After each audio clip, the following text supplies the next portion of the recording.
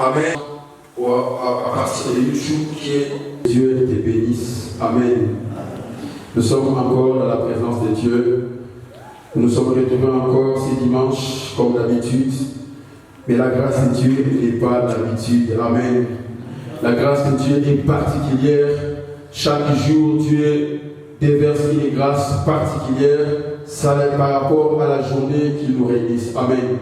Je bénis ta présence. Je prie que le Seigneur te console.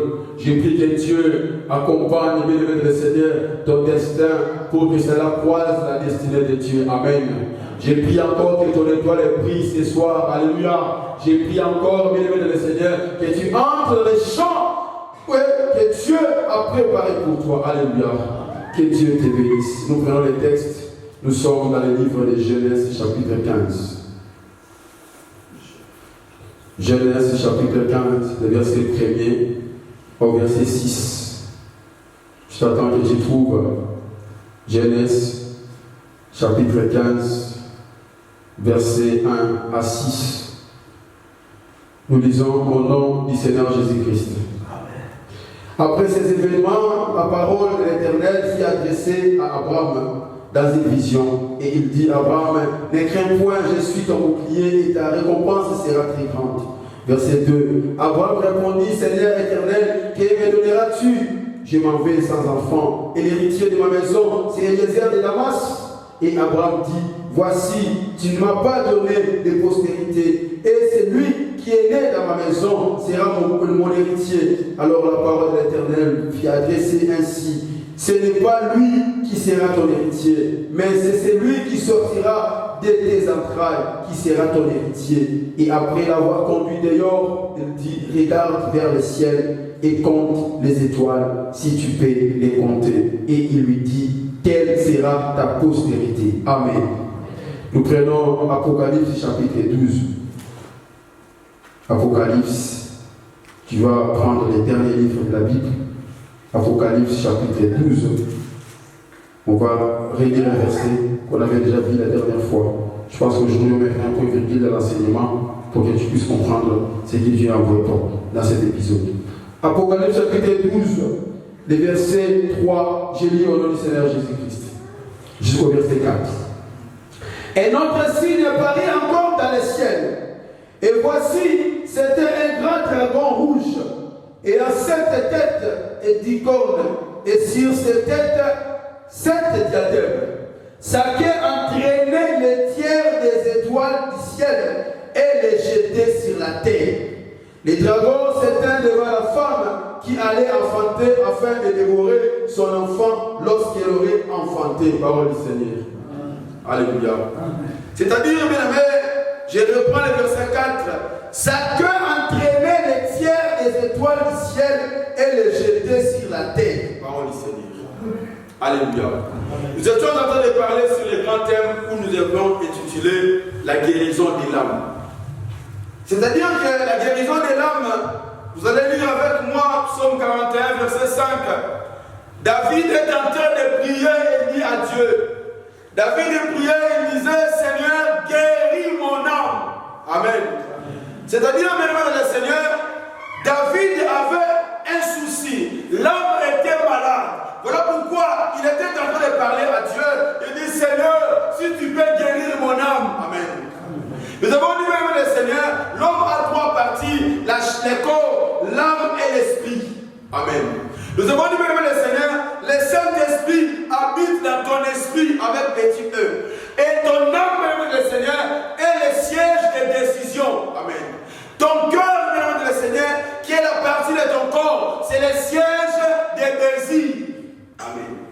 Les désirs de ta vie, tout ce que tu as comme besoin est réservé ou réside dans le cœur. Amen. Mais la décision que prend ta vie ne vient pas du cœur, vient de l'âme. Amen. Voilà pourquoi l'âme est la seule partie qui va être jugée, condamnée, parce que c'est elle qui avait pris des décisions pour te conduire de gauche ou à droite. Alléluia. Amen. Parce que je pense que le dimanche dernier, en parlant, j'avais pu rater d'expliquer ou de signaler que l'âme, l'esprit de Dieu Dieu vient habiter dans ton esprit humain. Amen. Pour pouvoir prendre les relais à la place de ton esprit humain pour se fonctionner. Là maintenant, le Saint-Esprit va fonctionner. Alléluia. Alléluia. Acclame Jésus, acclame le Seigneur. Bien-aimés dans le Seigneur, dans cet épisode, nous voulons clôturer aujourd'hui. C'est une question de comprendre l'importance de ton âme. De comprendre même le Seigneur que ton âme a une importance très très capitale. Que tu dois beaucoup protéger et soigner ton âme qui est l'extérieur. Amen. Beaucoup même le Seigneur s'habillent très bien. Ils font très bien des soins domestiques. Ils font bien des choses par rapport à l'extérieur. Amen. Mais est-ce que nous prenons soin aussi de notre intérieur? Alléluia. C'est l'intérieur qui influence l'extérieur. Nous avons dit 3 Jean chapitre 2, 3 Jean verset 2, la Bible dit ceci: je souhaite que tu prospères et que tu sois à bonne santé, comme prospère l'état de ton âme. Amen. C'est-à-dire, même le Seigneur, la manière dont Dieu souhaite que tu prospères à tous égards, dépend de la manière dont ton âme est en train de fonctionner. Amen. Si l'âme est malade, bien le Seigneur, l'extérieur, tu ne pourras pas aussi prospérer. Amen. Parce que Dieu, quand il nous bénit, j'avais dit, Dieu bénit, il donne la bénédiction à l'âme. Et c'est l'âme qui va les transiter maintenant pour venir dans le corps. Amen. Quand Dieu te donne des promesses, quand tu as la prophétie, alléluia, bien le Seigneur, l'âme reçoit ce que Dieu a déjà donné. Mais il faut que cela soit activé. Alléluia. Il faut que cela devienne dans le corps. Pour que ça devienne dans le corps, il faut que l'âme soit vivante. Nous avons dit la maladie de l'âme, c'est lorsque le Seigneur, tu arrives à aimer les plaisirs plus que Dieu. Tu arrives à donner assez de temps dans les choses de ce monde plus que Dieu. C'est-à-dire que ton corps est en train d'apprécier ou de faire des choses qui ne sont pas qui ne vont pas droit avec les choses de l'esprit. C'est là où l'âme est malade. L'âme est insensible aux choses spirituelles. Amen. Amen. Parce que l'âme, de manière générale, doit être déjà d'accord, très sensible à percevoir ce qui est spirituel. Amen. Parce que l'âme, tu ne le vois pas. L'âme, c'est un peu spirituel. Mais quand l'âme n'arrive pas à saisir ta personnalité, tout que tu es là, tu n'arrives pas à saisir les choses spirituelles, ton âme a un problème. Amen. Amen. Les corps aiment regarder les films. Les corps aiment regarder même le Seigneur. Tout ce que nous avons besoin de regarder. Mais l'âme a besoin de ce qui est spirituel. Et lorsque tu te sens mal à l'aise devant la prière, devant la méditation, devant la parole de Dieu, l'âme est malade. Amen. Voilà pourquoi Dieu voulait que ton âme soit guérie. Que tu comprennes que tu dois bien gérer ton âme pour que ton âme vive afin de récupérer ce qui est céleste pour influencer les corps. Alléluia. On acclame Jésus, on acclame Jésus. Nous avons parlé de beaucoup de choses sur l'importance de la guérison de l'âme. Alléluia. Nous avons dit, bien-aimés le Seigneur, l'âme, bien-aimés le Seigneur, est la seule entité de la personne. Quand je parle de l'entité, c'est-à-dire que tu as trois. En toi, il y a trois personnes. Amen. Il y a le corps, il y a l'esprit, il y a l'âme. Amen. C'est l'âme qui doit entrer dans la destinée de Dieu. Alléluia. Nous avons dit, bien le Seigneur, ce que tu vis sur la terre, ce n'est que le destin. Amen. L'ensemble des événements de ta vie, ça s'appelle le destin. Tu es né, tu as grandi. Après quelques années, tu as fait les voyages, tu es arrivé en Europe. Après un moment, tu as cherché à te marier, tu t'es marié. Après un moment, tu as eu des enfants. Après un moment, tes enfants grandissent. Après un moment, tu deviens vieux. La vieillesse arrive. Après la vieillesse, tu meurs. Tu as vécu sur la terre. Tu as vécu un temps. Ce que tu as vécu, ça s'appelle le destin. Mais ton destin, j'avais dit, il faut que cela croise la destinée. Ce que Dieu a déclaré pour toi sur la terre. Alléluia. Voilà pourquoi, bien aimé le Seigneur, j'avais dit, bien aimé Il faut que les croyants que nous sommes, nous devons aller dans la divinité céleste, dans le sanctuaire de Dieu, connaître explicitement qu'est-ce que Dieu a pu réserver pour moi sur la terre comme destinée. C'est là que tu comprendras la version de ta personne. Tu ne seras pas une personne qui va copier les autres, mais tu vas développer ta personnalité pour atteindre ce que Dieu a fait de toi, afin de ce que tu dois être. Je vais m'expliquer. Quand tu vas aller dans la sanctuaire de Dieu, tu vas dire à Dieu, tu vas prier, tu vas demander à Dieu, révèle-moi ma destinée. Amen. Dieu va révéler ce qu'il avait préparé pour toi. Quand tu attends Dieu dire, les projets que j'ai formés pour vous, c'est ça la destinée qu'il a tracée pour toi. Un chemin que tu vas vivre sur la terre, des bonheurs, des biens, des réussites, des joies. Alléluia. Tu vas parler à Dieu, tu vas te révéler ce que tu vas être sur la terre. Quand tu vas comprendre, sur la terre, Dieu m'a envoyé dans ma destinée, je serai un homme de Dieu. Un exemple. Ce n'est pas tout le monde. Amen. Je serai un prédicateur. Alléluia. C'est là maintenant que tu vas commencer à développer la partie qui fera de toi ce que Dieu a décidé que tu sois. Développer ta personne, que Dieu a voulu que tu sois. Tu ne vas pas copier les danseurs. Tu ne vas pas copier, je ne sais pas quoi, les artistes. Tu ne vas pas copier, les acteurs. Amen. Mais tu vas commencer maintenant à travailler sur ta personnalité que Dieu a révélée sur ta personne. Amen. Pourquoi aujourd'hui nous avons des gens qui copient? Nous avons des chrétiens qui veulent être comme l'autre. Nous avons des gens sur la terre qui ne font que des copier-coller. Amen. Quand tu commences à vendre les sandwichs, tu verras aussi dans les coins là-bas, on commence aussi à vendre les sandwichs parce que toi ça paye bien. Quand tu commences, bien le Seigneur, à faire quelque chose, tu verras de l'autre côté aussi, on commence, on copie, on va dire non. Pendant cet instant, dans cette époque, il y a telle marchandise qui marche. Bien aimé, ça c'est la copie. Amen. Développe la propre version de ta personne par rapport à la révélation de ta destinée. Alléluia. Rebecca était une femme.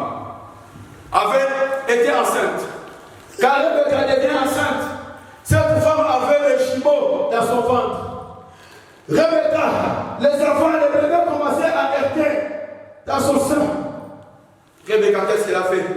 Elle est partie voir les sanctuaires de Dieu, l'échographie de Dieu. Alléluia. Rebecca arrive là-bas. C'est par là que Dieu va révéler la destinée de ces deux enfants qui vont naître sur la terre. Amen. Remarquez même aussi, bébé, Manoach, qui est le père de Samson, lorsque sa femme était stérile, la Bible dit ceci, il n'avait pas des enfants, mais l'ange de l'Éternel arrive devant Manoach et sa femme. L'ange a révélé la destinée de celui qu'on appelle Samson. Ton fils qui naîtra, il sera un homme fort. C'est lui qui va commencer à délivrer Israël lorsqu'il va confronter les ennemis. Maintenant, il ne boira ni vin, ni liqueur forte. Il verra ceci. Il ne coupera pas la tête. Alléluia. On commence à comprendre la destinée avant que Samson vienne dans le monde. Amen. Connais-tu ta destinée? Est-ce que tu connais ta destinée? Est-ce que tu sais de quoi tu es formé? Est-ce que tu sais qu'est-ce qui t'attend sur la terre? Ne sois pas comme tout le monde parce que tu n'es pas dans tous les lots. Tu dois être exceptionnel, l'unique en ton genre. Alléluia. Il faudrait que les chrétiens comprennent ce qu'ils sont. Samson connaissait ce qu'il était. Même l'exemple de Jésus, Jean-Baptiste, beaucoup des hommes dans la Bible, Dieu avait déjà révélé leur destinée. Ces hommes, ils n'ont pas pu passer le temps à faire je ne sais pas quoi. Ils ont pris le temps de cultiver, de forger, de tailler leur version originelle. Alléluia. Pourquoi il y a plusieurs prédicateurs? Pourquoi il y a beaucoup de pasteurs? Pourquoi il y a beaucoup d'églises? Pourquoi tous les chantres deviennent des pasteurs? Pourquoi? Parce qu'ils ne connaissent pas la version de leur personnalité. Alléluia. Acclame Jésus, acclame Jésus.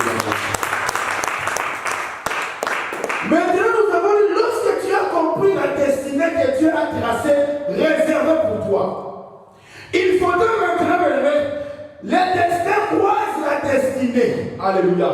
Lorsque les destins vont croiser la destinée, c'est là maintenant, le Seigneur, que tu dois vivre ce que Dieu a réservé, tracé pour toi. Mais pour le vivre, nous avons dit, il faut que ton chemin soit éclairé. Amen. Les chemins de la destinée doivent être éclairés. Je donne un exemple. Israël, ils traversent la mer Rouge. Ils arrivent dans le désert. Pendant qu'ils arrivent dans le désert, Dieu maintenant, qu'est-ce qu'il fait? Il lui donne signal. Le lieu sort. C'était le chemin de la destinée. Dieu avait dit, vous passerez par le chemin du désert. Oh, il y avait aussi le chemin de 3 jours. Amen.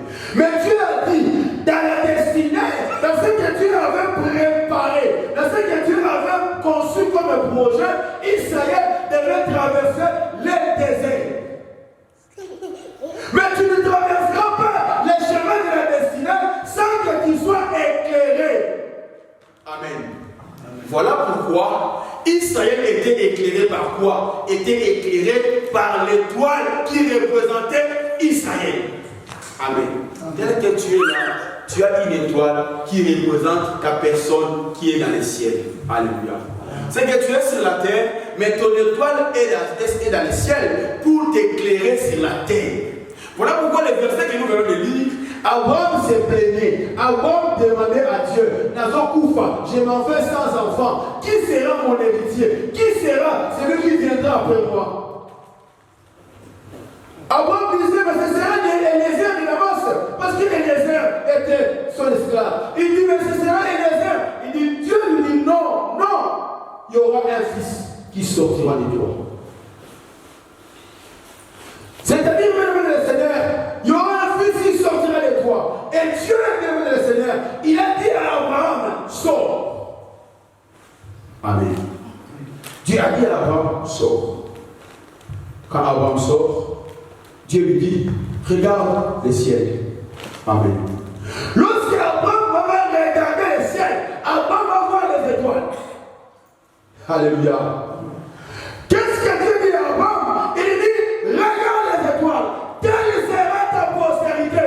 Ce que Dieu montrait à Abraham, ta postérité qui est Israël, est semblable aux étoiles qui est dans le ciel. C'est que Israël qui était sur la terre, il était aussi là. Son étoile était dans le ciel pour les éclairer. Amen. Amen. Avez-vous déjà compris cela? Les mages ont dit, le roi des Juifs qui vient de naître, nous avons vu son étoile. Amen. Voilà pourquoi Israël marchait, son étoile l'éclairait. Il faudrait que tel que tu vis sur la terre, quand tu marches, ton étoile doit t'éclairer. Alléluia. Je pensais que tu allais acclamer le Seigneur. Acclame Jésus. On prend un verset dans Nombre 24, versets 16 à 17. Nombre chapitre 24.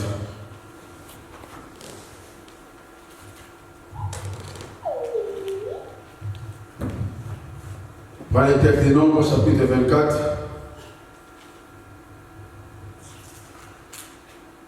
Versets 16 à 17. Je lis au nom du Seigneur Jésus-Christ. Parole de celui qui entend les paroles de Dieu, de celui qui connaît les desseins du Très-Haut, de celui qui voit la vision du Tout-Puissant, de celui qui se prosterne et dont les yeux s'ouvrent. Écoutez, verset 17. Je ne vois, mais non maintenant. Je ne contemple, mais non de près. Un astre sort de Jacob, un sceptre s'élève d'Israël. Il y perce les flancs de Moab et il abat tous les enfants de Seth. Parole du Seigneur. Écoutez, bien-aimés. La Bible dit ceci. Ça, c'est Balaam qui parle. Amen. Je pense qu'il y a un enseignement qui arrive. Ce sera la doctrine de Balaam. Amen. Tu comprendras en détail cette histoire. Mais prenons le verset 17 qui nous intéresse. Balaam, il arrive pour maudire Israël. Maintenant, Israël qui était campé dans le désert. Quand il regarde Israël, il dit je le vois. Maintenant de près. Pourquoi? Il explique. Il dit je vois un astre qui sort des châteaux. Amen. Un astre c'est quoi? Un astre c'est tout corps céleste. Amen. Ça peut être une étoile, ça peut être une étoile, un soleil, une lune. Amen. C'est-à-dire que quand Balaam voyait Israël, il ne voyait pas les hommes dans le désert, mais il voyait Israël comme étant une étoile dans le ciel, en train d'éclairer. Alléluia. Cela veut dire quoi? Lorsque les gens de ce monde, ils te regardent, ils te voient, ils vont voir quoi? Ton étoile en train de briller. Acclame Jésus, acclame le Seigneur. Regardez mes. Lorsque les mages sont sortis de l'Orient, ils ont vu l'étoile de Jésus. Quand Balaam regarde Israël, il dit un astre sort de Jacob. C'est qu'il voyait et il voit une étoile qui brillait. Amen. L'ennemi, avant de te combattre, sache-le très bien, il va d'abord récupérer ton étoile, l'ouvrir. C'est ainsi que le Seigneur, il pourra t'atteindre ici sur la terre. Amen. Jésus va dire ceci. Alléluia. Il dit dans Matthieu 5 que votre lumière brille. Il parle de quelle lumière? Amen. C'est quand Jésus prêchait à Matthieu 5, il n'y avait pas encore le Saint-Esprit. Alléluia. Il dit que votre lumière brille. Alléluia. Il dit ceci. On n'allume pas une lampe pour la couvrir. Jésus parlait déjà, vous voyez, il y aurait des étoiles sur la terre. Qu'on va faire quoi? Qu'on va couvrir. Genèse 37. La Genèse 37, il est question de notre frère Joseph. Il dit à ses frères, dans les versets 9 à 10, il dit ceci. J'étais dans le sommeil, je dormais, je voyais les 11 étoiles qui se prosternaient devant moi, le soleil et la lune. Amen. Son père va expliquer. Il dit, c'est-à-dire, il faudrait que moi, ton père, ta mère, tes frères, nous venions se prosterner. C'est que le père avait compris que moi je suis le soleil, la maman il est la lune, et ses 11 frères, les 11 étoiles, ce sont ses frères. Et lui c'est la lune, c'est l'étoile. Amen. Quand tu continues à lire les textes, tu verras que là Joseph est envoyé pour aller aider ses frères. Quand il arrive là-bas, ils l'ont vu de loin. Voici le faiseur de songes. Quand ils s'approchent, la première des choses, on a couvert Joseph. Amen. On l'a mis dans les trous. C'est-à-dire la première des choses, on va te prendre l'étoile qui brille. On les couvre. Amen. Que Dieu te fasse grâce. J'ai pris encore pour que ton étoile brille au nom de Jésus. Pour que ton chemin brille au nom de Jésus. Parce que lorsque ton chemin brille, lorsque ton étoile brille, lorsque tu entres les chemins que Dieu a tracés pour toi, tu entres automatiquement dans ce qu'on appelle les kairos, les chronos de Dieu. Amen. Les chronos, c'est le temps que Dieu a donné que tu puisses vivre sur la terre. C'est le temps que Dieu t'a donné pour que tu puisses vivre les excellentes, même le Seigneur. C'est-à-dire que tu vives les moments bienveillants, des moments excellents dans ta vie. Amen. Bien-aimé de le Seigneur, est-ce que tu vis réellement ce que Dieu a prévu que tu vives sur la terre? Ce n'est qu'une question. À un moment donné, Pose-toi la question, est-ce que j'évite ce que Dieu avait placé en moi depuis l'éternité? Amen. Tu n'es pas venu, tu n'es pas un fruit au hasard. Tu n'es pas venu, bien le Seigneur, pour accompagner les autres. Tu n'es pas venu pour faire un tour. Tu n'es pas un touriste dans ce monde. Tu es venu pour accomplir un travail, une mission. Ce n'est pas pour rien la mort est réservée et considérée comme les repos. Parce que tu es venu faire un travail, à la mort tu vas te reposer. Est-ce que tu fais réellement le travail que Dieu t'a confié sur la terre? Si tu ne le fais pas, peut-être que tu ne connais pas c'est quoi le travail que Dieu a réservé pour toi. Amen. Le travail que je parle, c'est la destinée. C'est ce que tu vas réellement représenter dans ce monde. Amen, amen. Écoutez ce que la Bible dit. Vous êtes la lumière du monde. Il ne parle pas avec le Saint-Esprit. Il dit vous êtes la lumière du monde. Il parle de ta personnalité spirituelle qui est ton étoile, qui éclaire le monde par rapport à ce que Dieu t'a donné, comme la raison d'être, comme les dons de Dieu, comme les talents de Dieu, comme la grâce de Dieu. Ça doit briller, ça doit refléter quelque chose dans le monde. Amen. Alléluia. Acclame Jésus, acclame Jésus. C'est-à-dire, le Seigneur, tu dois connaître la notion de chronos et de kairos. Je parlais de chronos comme étant le temps que Dieu est en train de passer dans ta destinée. Alléluia. Mais le kairos, c'est maintenant le temps où tu vas maintenant trouver ce que Dieu a préparé, a réservé pour toi. Je donne un exemple. Dieu t'a créé, il t'envoie dans le monde selon la destinée de Dieu que tu sois un avocat. Nous sommes d'accord? Mais tu n'es né pas à 5 ans, tu deviens avocat. Amen. Tu n'es né pas, à 20 ans, à 15 ans, tu deviendras avocat. Non. Alléluia. Jésus est né comme étant Dieu sur la terre. Mais ce n'est pas à 3 ans que Jésus a appris à faire des miracles. Non. Jésus naît dans le monde. Il devait attendre 33, 30 ans. À l'âge de 30 ans, c'est là maintenant que Jésus entre dans les kairos de Dieu. Il quitte les chronos pour passer au kairos. Amen. C'est-à-dire, si tu échoues dans les chronos de Dieu, les kairos n'arriveront pas.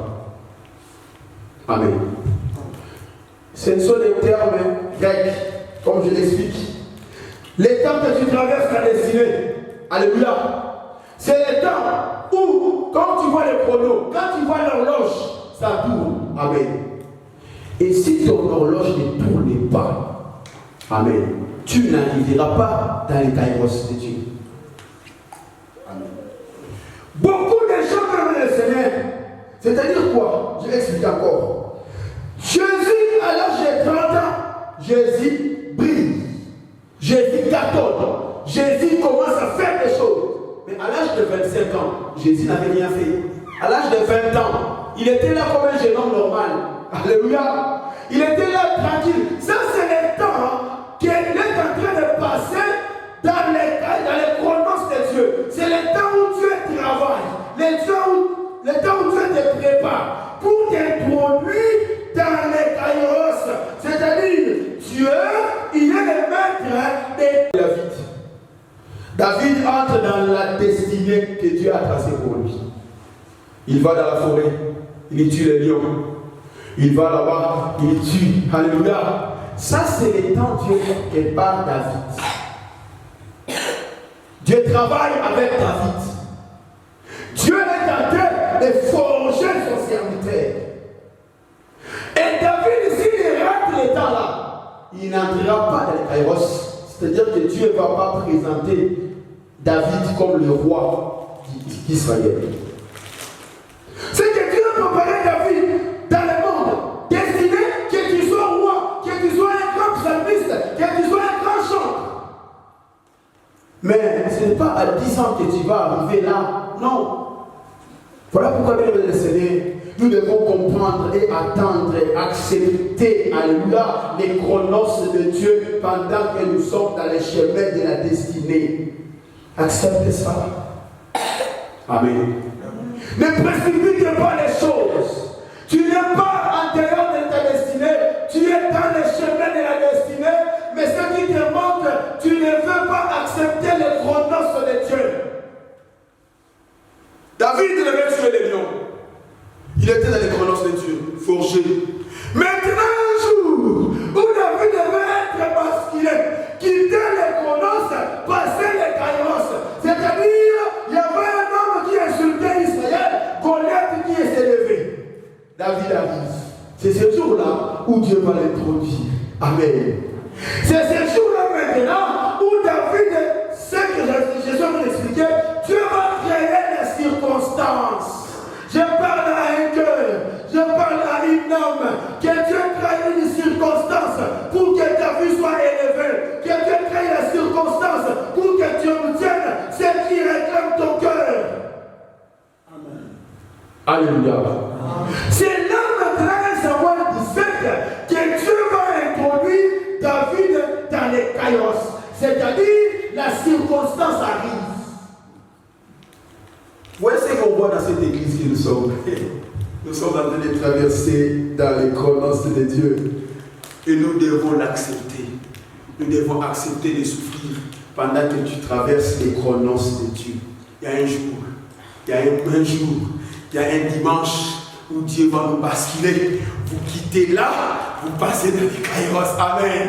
Et quand tu connais ces choses, tu ne trembles pas. Alléluia. Tu ne trembles pas, tu n'as peur de rien, parce que tu sais réellement je suis dans le chemin de la destinée. Alléluia. L'église, secours de l'Éternel, n'a pas été bâtie par le courage d'un homme.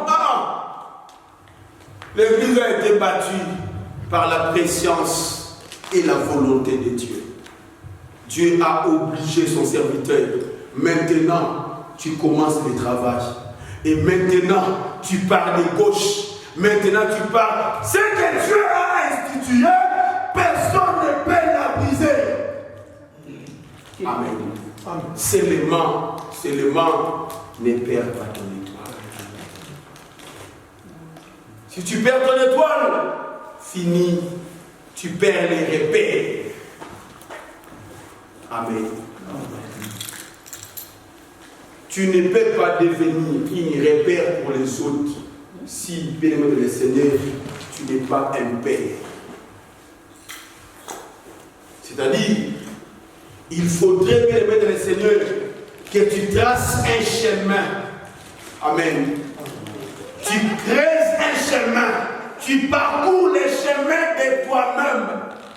Vous savez, quand on était au village, c'est-à-dire quand on était au village, on a les bien-aimés qui ont vécu dans les petits villages, ils vont connaître ce que je vais parler. On a des petits sentiers, on appelle ça en français, sentiers, les sentiers. Sentier, c'est différent de la route, c'est différent des chemins. Les sentiers, c'est quand tu vois, il y a la brousse, mais un petit chemin comme ça, amen, vous voyez ça, à gauche, il y a la brousse, et à l'autre côté, il y a beaucoup d'herbes, mais les gens traversent les sentiers là, et tu arrives dans l'autre côté. Vous voyez ça? Amen. Est-ce que quelqu'un comprend ce que j'ai dit? Amen. Ça se passe souvent là où il y a une grande forêt, où beaucoup de choses. Amen. Ma question c'est celle-ci. Qui était la première personne à frayer ces chemins-là? La personne est arrivée là, il voit là-bas, il y a la grande forêt, il voit c'est la brousse, il voit il y a beaucoup d'herbes et des arbres. La personne a dit, je vais frayer un chemin ici. Il commence à passer. Quand les autres arrivent, il voit un chemin, il passe aussi. Alléluia. Ce sont des gens qu'on appelle les pères. Les gens qui ont pris courage. Alléluia. Malgré la honte, malgré tout ce qui peut être dit, mais il s'est dit, je vais entrer ici, parce que ici, c'est le chemin de ma destinée. Quand tu es sûr de la destinée et les chemins de ta destinée, entre et pas peur. Amen. Alléluia. N'aie pas peur, entre. Voilà pourquoi je disais à mon intro, bien-aimé le Seigneur, il faut que Dieu te révèle réellement ce que tu es venu faire dans le monde. La dernière fois, j'ai donné un exemple de la fille de Mark Zuckerberg. C'est le patron du Facebook, Instagram, le patron du Meta, le patron du WhatsApp. Sa fille regardait dans le concert d'un grand artiste américain. Cette grande artiste américaine a tellement fait du boom dans les concerts, a tellement, bien le Seigneur, comment on va dire, émerveillé la foule. Et la fille de 10 ans de cet homme Marc, elle va dire, papa, j'aimerais devenir comme celle-là qui chante. Amen. Son père lui dit, non, il ne faut jamais dire ça. Amen. Les journalistes qui interviewaient son père, ils ont dit, mais tu as brisé les rêves de ta fille. Il dit, non, je ne l'ai pas brisé. Je lui ai expliqué que tu dois développer la version originale de ta personne. Ne l'imite pas. Cherche à être une personne originale et non une copie. Amen. La vie que tu vois, c'est comme l'examen du code. Quand tu fais le code, comme nous on faisait l'examen d'État au pays, je pense que, je ne sais pas si ça existe encore aujourd'hui.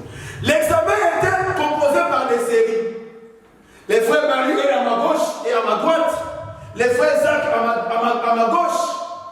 On fait le même examen, mais en réalité, ce n'est pas le même examen. Vous voyez les séries, hein? Alléluia. C'est-à-dire, la question 1, on dit question, réponse A. Amen. Mais à l'examen, chez Papa Mo, la réponse c'est peut-être C. Amen. C'est une autre question, mais c'est la question, c'est le même examen, c'est la même classe.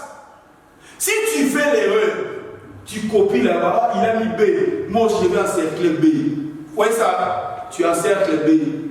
Au résultat, les frères Isaac gagnent. Oh, 100%. Et toi, 0. Tu te dis, mais non, j'avais pris la même question, la même réponse que les frères avaient écrit. Elle avait encerclé B. Moi aussi, j'avais encerclé B. Question 10, c'était A. Moi, j'avais encerclé A. Tu échoues parce que ce n'était pas la même série d'examen. Amen. Voilà pourquoi les gens échouent dans le monde. Parce que les gens ne veulent pas développer leur propre personnalité originale. Les gens copient. Et quand tu copies, tu tombes dans cette erreur d'examen en série. Alléluia. Acclame, je l'acclame, les Seigneurs. On va prendre un texte. Faites-moi signe si l'heure est arrivée, je n'ai pas l'air avec moi. Amen. On prend le texte de Daniel, chapitre 2. Daniel, chapitre 2.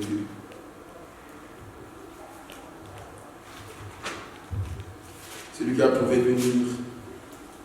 Daniel, chapitre 2, les versets 20.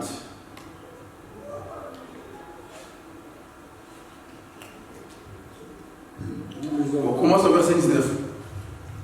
Allez-y, verset 19.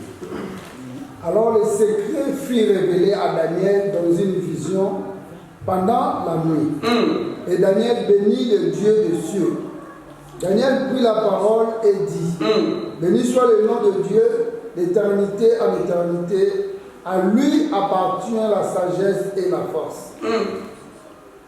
Verset 21. Celui qui change les temps et les circonstances, qui renverse et qui établit les rois, qui donne la sagesse aux sages et la science à ceux qui ont de l'intelligence. Très bien. Amen. Amen. Les secrets furent révélés à Daniel. Amen. Amen. Les secrets furent révélés à Daniel qui prit la parole et commence à bénir Dieu. Bien-aimé dans le Seigneur. Daniel, qu'est-ce qu'il a fait pour que les secrets lui soient révélés? Amen. Qu'est-ce que Daniel avait fait? Est-ce qu'il était extraordinaire? Non. Qu'est-ce que Daniel avait fait pour que les secrets lui soient révélés? Je sens un besoin de la prière en moi. Je sens cette pression qu'on puisse prier. Qu'on puisse prier. Amen. Le roi a eu un songe. Le roi a dit, j'étais dans mon lit, je dormais, j'ai eu un songe. J'étais en train de rêver. J'étais en train d'avoir des songes. Lorsqu'il se réveille, le roi, le songe a échappé. Le roi, il appelle.